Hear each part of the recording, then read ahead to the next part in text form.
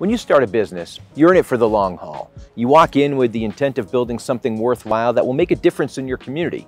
Whether it's serving up the best Philly cheesesteak sandwich in town or inventing the next best discovery in the tech industry, why is it then that even with 100% of the people walking in with the intentions to be successful, over half of them have no choice but to walk away and close their doors only after just a few years? According to the U.S. Bureau of Labor Statistics, about 20% of U.S. small businesses will fail within the first year. And by the fifth year, roughly 50% have faltered. All right, in this video, we're going to cover the primary reasons why businesses close and how you can avoid the pitfalls that would otherwise lead your company down the road to shutting down. I'm Andy Contiguglia. I'm the owner and the founder of the Contiguglia Law Firm here in Denver, Colorado.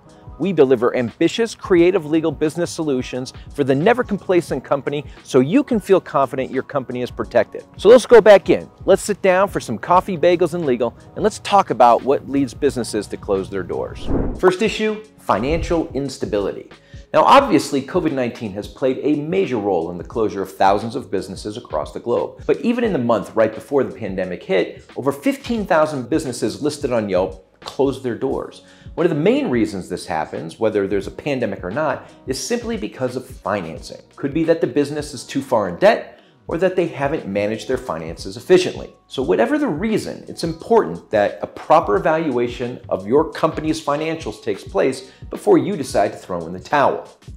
Without doing a thorough analysis of your situation and identifying growth limitations or excessive loss of capital, a business owner like you might feel obligated to give up on their business when there actually could be another way to save it. So if this is you, take a step back, make sure you have thoroughly ran your numbers and explored all of your financing options. Are there parts of your business where you could be overspending? Could you switch out materials or services that would otherwise save you money? If you're hurting specifically because of COVID-19, well, it would also be smart to start planning for the day that the COVID-19 financing options dwindle, because that day is indeed going to come. Remember, when the tide goes out, that's when you find out who's been swimming naked. So put a swimsuit on, plan ahead, and keep your business alive and thriving well after COVID relief funds are gone.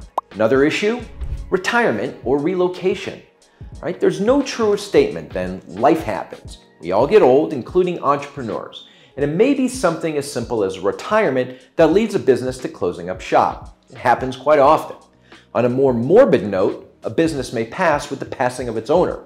Maybe it's more of a lifestyle change for the owner, end up coming on to a lighter crossroads of having to find a new place to live. So having to relocate certainly impacts brick and mortar businesses, and that alone could lead your business to closing down. So if you're in a situation when you're considering relocating, you could explore taking your business virtually. If COVID hasn't taught us anything, we can do that. We're in the age of digitization, so you can continue to run your business and thrive by migrating to the web. Mental or physical health issues also play a role. Stress, grief, and other emotional factors can take their toll on your entire life. If an owner's mental health is compromised and they become uninterested or distracted, their business will suffer. You can say the same about your physical health. If you become ill, then you will need time off to recover. And quite honestly, it's inevitable that you'll be needing some time off at some point or another. So how you build your business will determine if the business makes it through the owner's personal challenges. So without established protocols, processes, and systems in place, then 9 times out of 10, the business is likely to fall, primarily on the owner's shoulders. In this situation, the owner is the one who acts as the glue, and the second owner is away, well, the business will fall flat on its face. It would be wise for all businesses to establish the operational elements that will continue to run whether the owner is there or not. So whether you know that others can take over easily, you can also take it easy on yourself and take the time away when you need it. External and economic factors also play a role.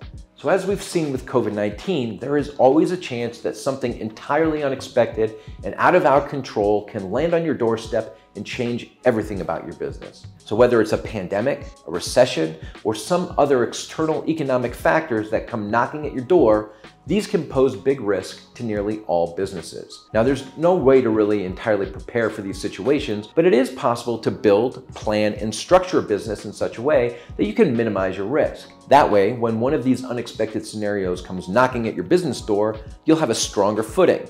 Another issue we deal with, shiny object syndrome.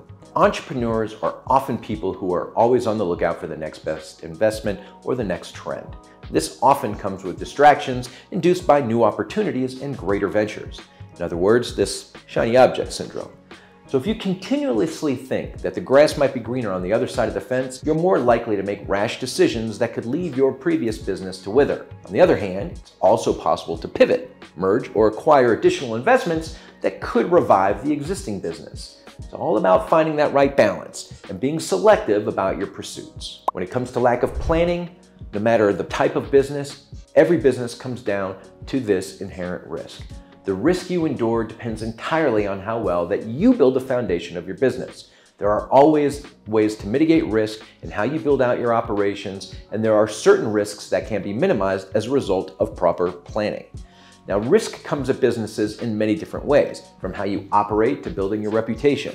And it's critical to the success and the resilience of your business to create a well-developed business plan, review it regularly, and perform a risk analysis. If you do your due diligence and still decide to close, well, you're much more likely to make a rational and careful decision. Conflict within businesses happens.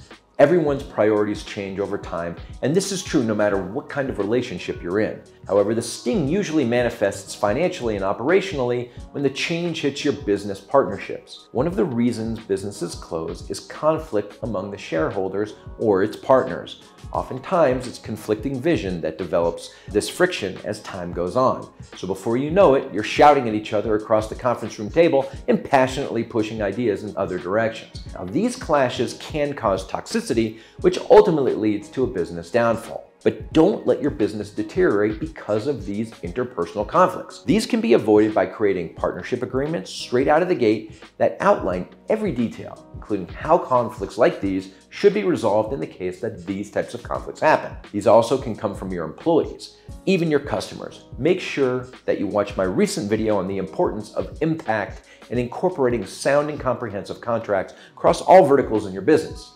All right, this is just another way that you can mitigate the risks and keep your business running smoothly.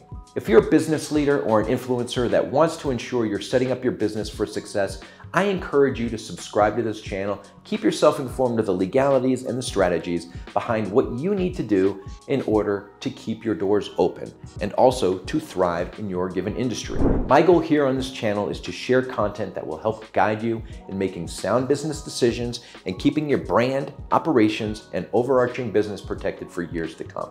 So if these tips were helpful to you, please like this video and again, click the subscribe button below. Feel free to also drop any specific topics that you'd like to know more about in the comments, and we'll see what we can do to incorporate your questions into our next video. And as always, if you have specific questions for me on how to structure your business, feel free to contact me directly. I'm always happy to answer any questions. Again, I'm Andy Contiguglia, and until next time, remember, don't skip the legal.